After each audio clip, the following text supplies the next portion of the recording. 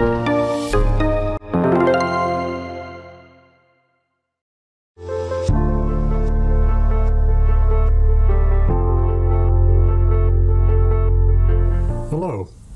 I'm Jeff Livingston, the historian with the Hawaiian Railway Society. With me today is Bob Paoa, the historian emeritus of the Hawaiian Railway Society. We're going to talk a little bit about the railroad operations here on Oahu. Just a year ago, Skyline opened and started providing the first passenger service on the island since the Oahu Railway and Land Company ceased operations on the 31st of December 1947. Bob pointed out that that day, the 30th of June last year, was also the 81st anniversary of the last day of streetcar operations by the Hawaiian Rapid Transit. It's a interesting coincidence, to say the least.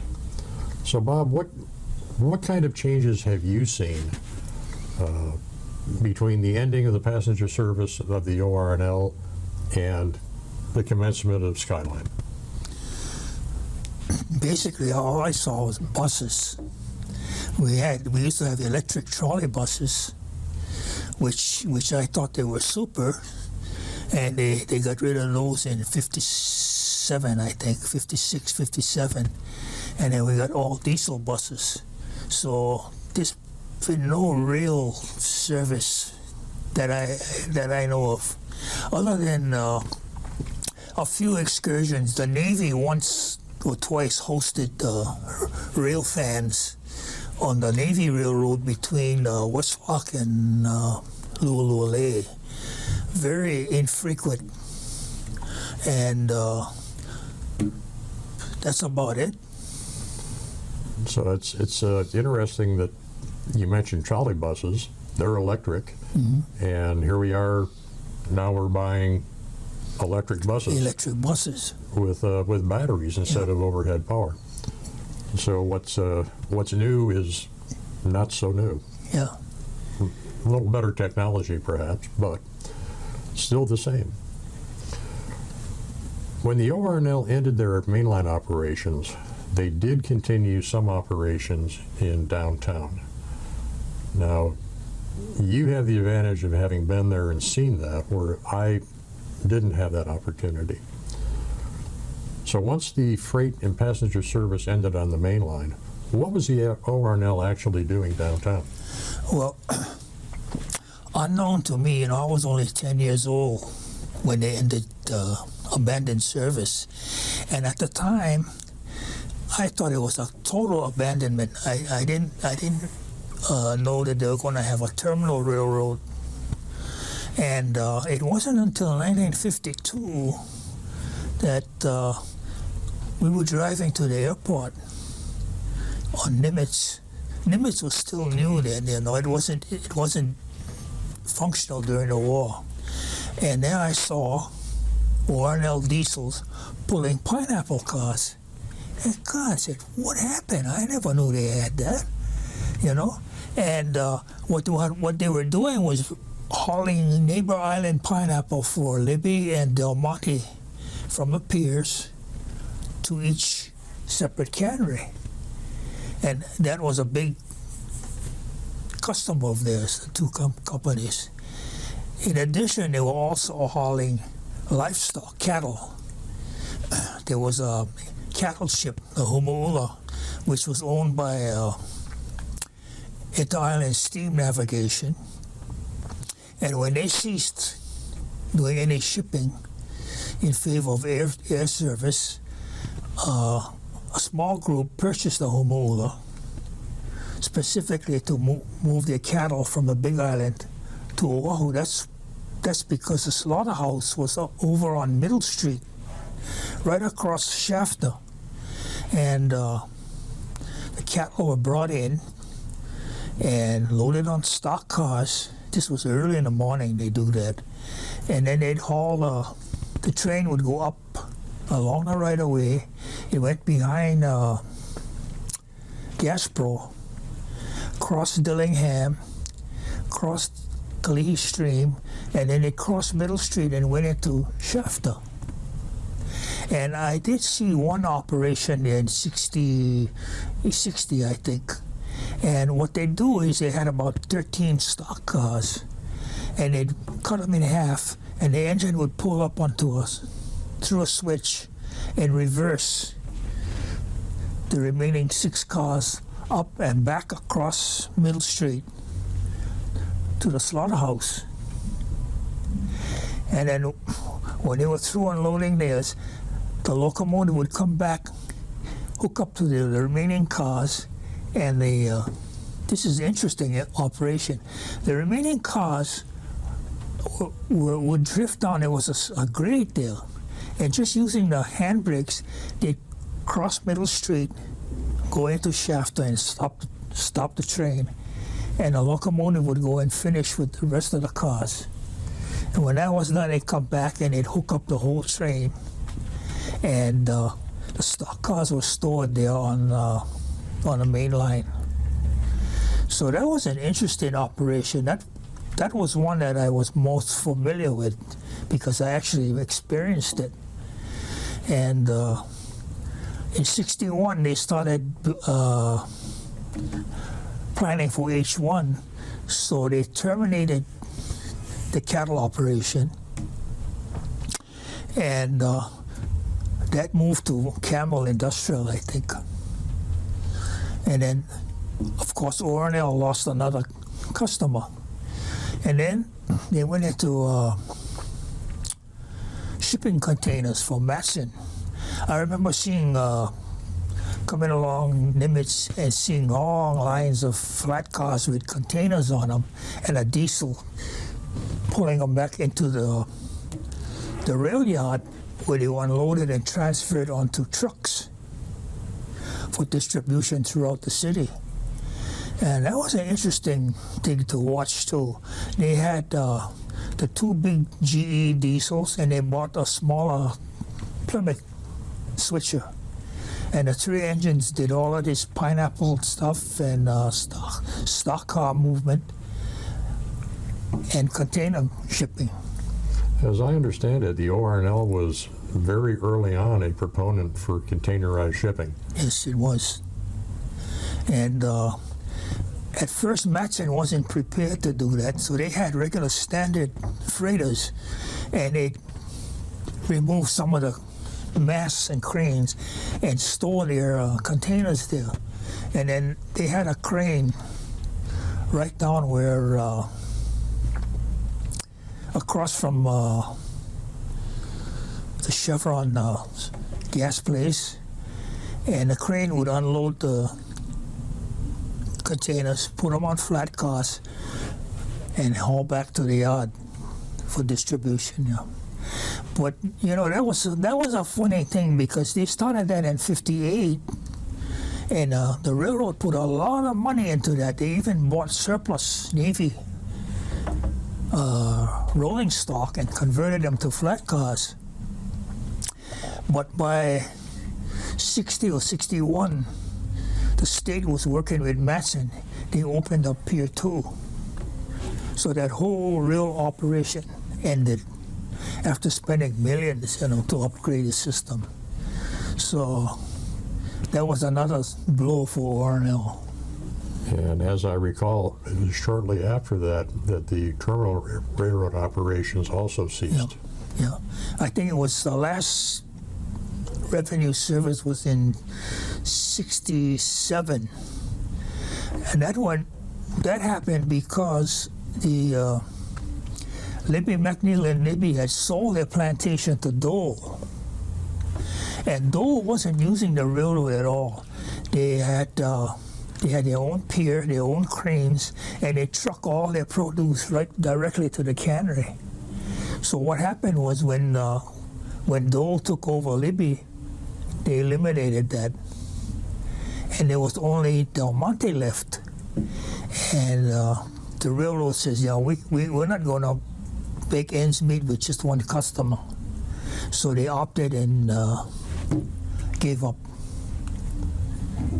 Well, that was definitely a blow for the OR&L, but on the plus side, That was about the same time that Hawaiian Railway Society got going, and a number of the members were able to acquire some of the old OR&L equipment and move it out to Lulule. Now, I know you weren't involved in the immediate beginning of HRS, but shortly thereafter, what were things like in the early days at Lulule? Well, it was a big fun thing on Sundays.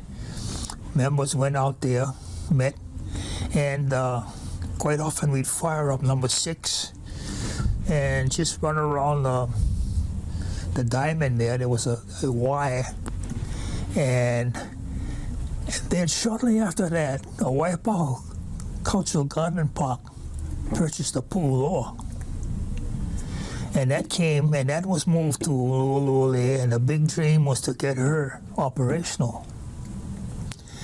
And then we also got distracted because Oahu Railway 12 and the 2 coaches, Coach 2 and the parlor car, were at Bishop, and there was no covering, nothing there. So we also got involved with number 12, and the big dream was to get that one running. Eventually that was moved to Lulule, and the 2 coaches followed quite a while after that. Then we got possession of Coach 57. That went to Lulule, and that was used on a bicentennial celebration, pulled by Waco 6. Waco 6 was a Waialua engine, a plantation engine that was slated to be scrapped. And John Canals heard about it. He talked to the commander of Lulule. He says, is it possible to bring the engine here and we work on it? And the commander was kind of a rail fan too. He says, oh yeah, go ahead. So that got us in the door there. And every Sunday was a work Sunday at Lulule. There was always something to do, something to restore.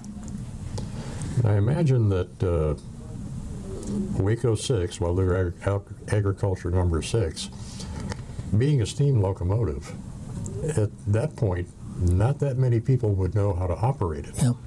So how did the society learn, or was it just trial and error? No, John Canals knew Bill Patey. Bill Patey was a manager of Waialua Agriculture, and somehow they tracked down an old fireman and engineer who was still alive. And they came out one Sunday and instructed Dick Marshall and another guy on how to operate, particularly how to fire, because operating is not that hard, it's firing it. And I think they came out maybe a couple times and showed them how to do it. And from there on, they picked the ball up and they began running it. Because I know on a steam locomotive, you don't want to let your water level go low. Yeah. And at that time, the locomotive had steam brakes. And one Sunday, we had 2 heavy boxcars, and Waco was pushing them. And the steam brakes weren't strong enough to hold the consist, so we derailed. And then Dick Marshall says, "No, we gotta get steam brakes."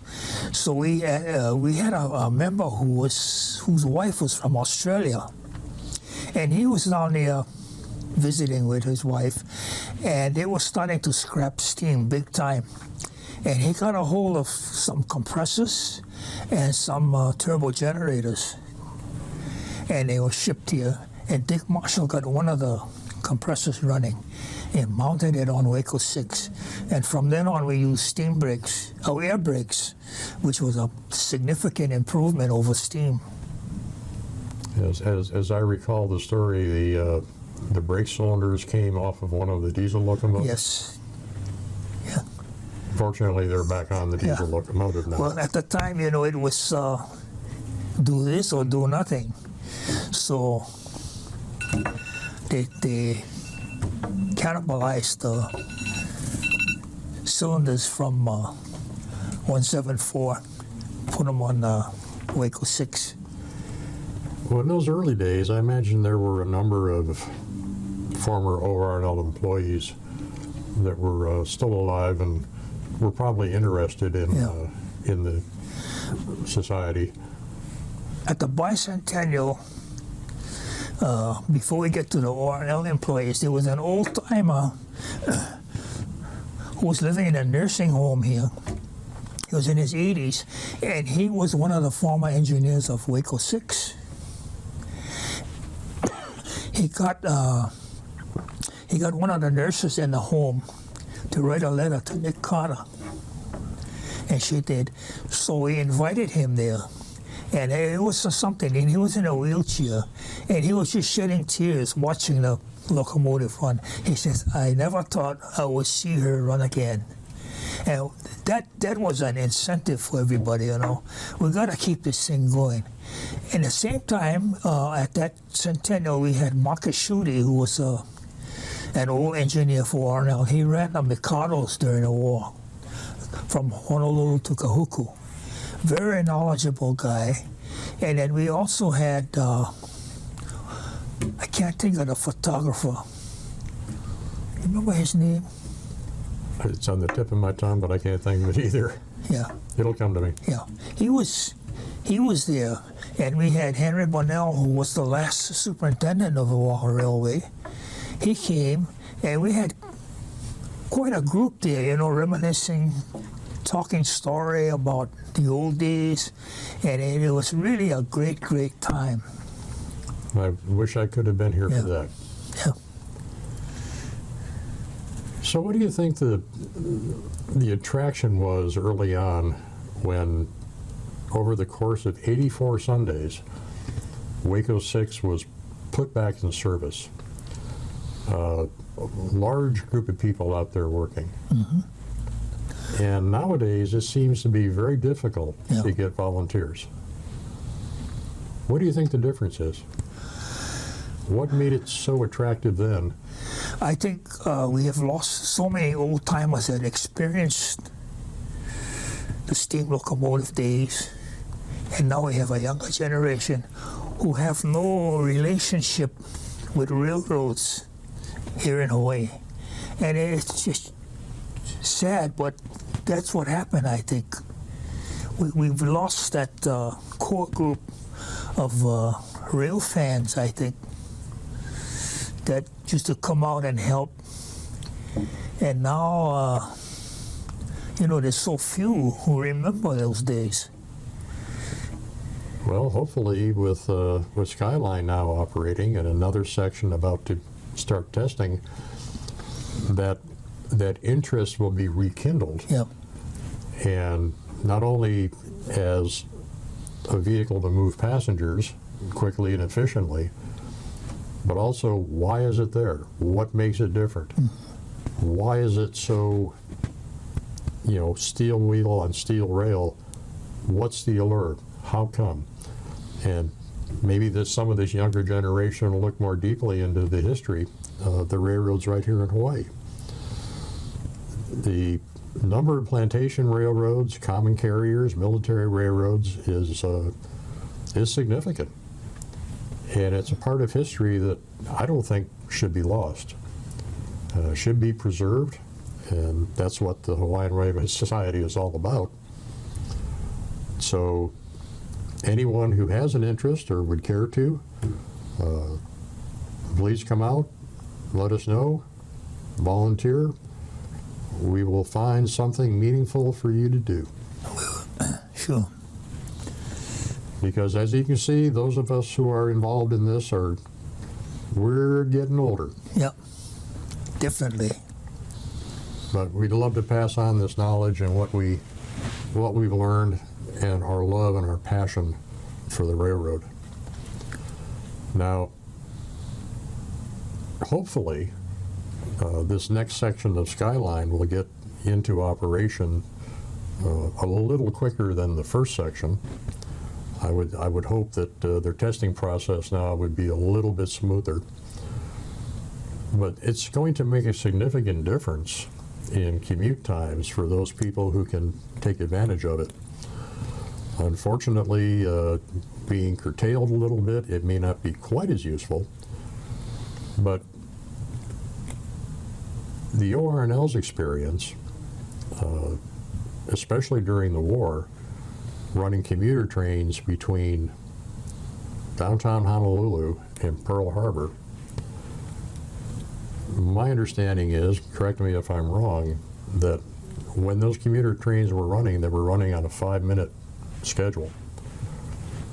So the train would come into the station, 5 minutes later the train pulled back out because there was another train coming in. You know, I remember some of that because my dad was employed at Pearl Harbor. And quite a few times, my mom would have to drive down there to pick him up and bring him home.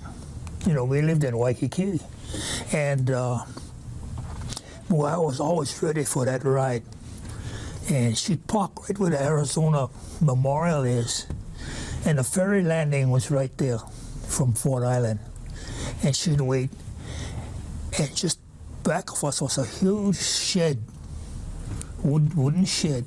And that's where the commuter trains pulled in. And I could sit in the car and watch one pull in, and 5 minutes later it pulled out, another one come in. It was a constant in and out, in and out. And it just blew my mind, you know, fascinated me. And then on the way home, along Kamehameha Highway, I was always on the lookout for a train. And it was really an experience that I loved. And once in a while, my dad would say, "You're not going to school today, I'm taking you to work." And I'd go to work with him.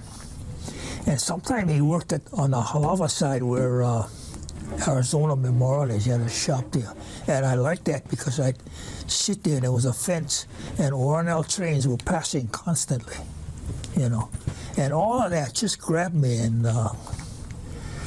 I'm a real fan today, you know. Of course, my first love was the streetcars. You know, I remember them pretty well. The silver ones, and the older ones were still yellow and brown with a huge cow catcher in front. And the last day they ran the streetcars, my aunt knew I was a streetcar nut. She took me for a ride. And I was just under 4 years old. And you know, sadly, I can't remember anything about that ride. I was so hyped, I think.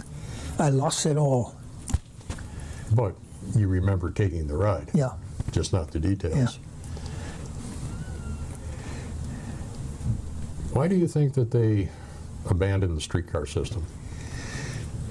You know, I've thought about that many times. There were so many streetcar fans. The residents living here loved them because quite often on a Friday, Saturday night, there were football games. And then they'd bring out these older cars because they could haul more people, you know. And they might start from Kali and pick up a bunch of kids from Farrington High School and go out to the old stadium, you know. And on the other end, they'd pick up a bunch of kids from St. Louis. And I've talked to different people I've worked with who are a little older than me, and they used to ride that and go to football games. That was a big thing. And then on big holidays, they'd run streetcars to Kapiolani Park. In fact, they had already abandoned the Waikiki line in 38. But then 39, 40, they had Armistice. They used to call it Armistice Day. Big celebration in the park. And they brought back the streetcars because the capacity they could hold compared to a trolley bus here or a gas or diesel bus, it couldn't compare. Wasn't the Waikiki Aquarium Yeah. actually started by the Honolulu Rapid Transit?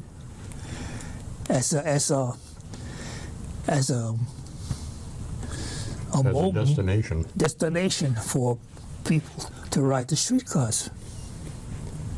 And as I recall, the OR&L during their operations scheduled their trains so that when they picked up school kids, they would get them to downtown Honolulu, and the streetcar would be right there at the same time to get them to school. Yeah. So it was like rail all the way in Yep. and all the way back. We've heard stories of high school kids living in Eva, and there was no Waipahu High School at the time. They went to McKinley High School, so they'd catch a commuter train or OR&L and get off at the depot in Iwilei, and there was a streetcar there, take them right into McKinley High School. And after school, they'd do the reverse. It kind of seems like we haven't reinvented that wheel too well with getting kids to and from school. Yeah. It was easier, simpler, and probably safer in the 40s. Yeah.